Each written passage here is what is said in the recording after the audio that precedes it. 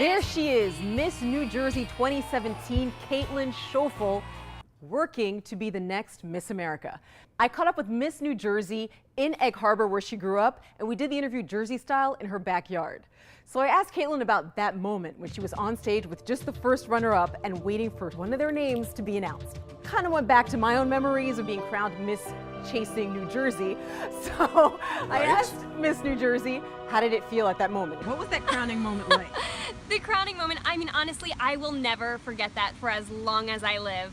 I said I really tried to take a mental snapshot of it, so when I'm, 97 years old, hopefully if I make it that long, I can time travel back to that moment and relive it as many times as I can. So Caitlin has a lot of tricks up her sleeves, literally. For Miss America, she can actually perform tricks. She's traveled the world as an assistant to a mentalist and illusionist. So I asked Caitlin how she got started in magic. Where'd it go?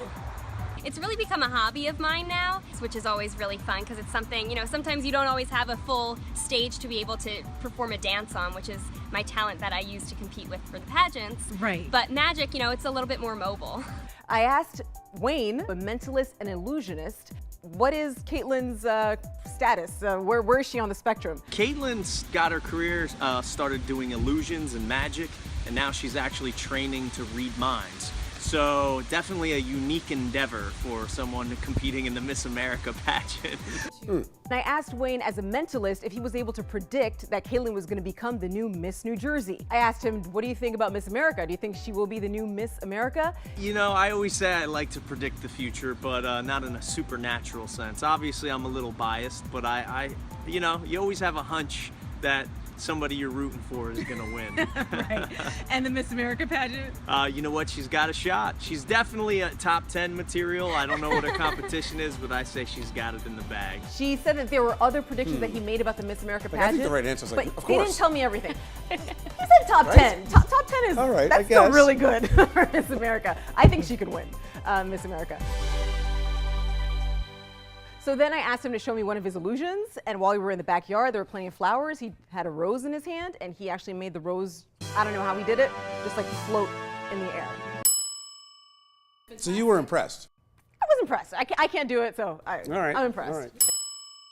I thought it was funny when she came to the radio interview, she was still wearing her crown. Like, do you ever take it off? Or do you wear it while you're vacuuming around the house and cleaning? I actually asked I don't think she ever takes it off. She's actually really casual. She was not wearing it when I came into into her house. That's the whole point of being Miss New Jersey, is wearing that crown. Otherwise, you're like everybody else. What's the most difficult part about preparing for a competition like this? Is it, the questions they can ask? Oh, the question. Did she tell you the question that they asked her?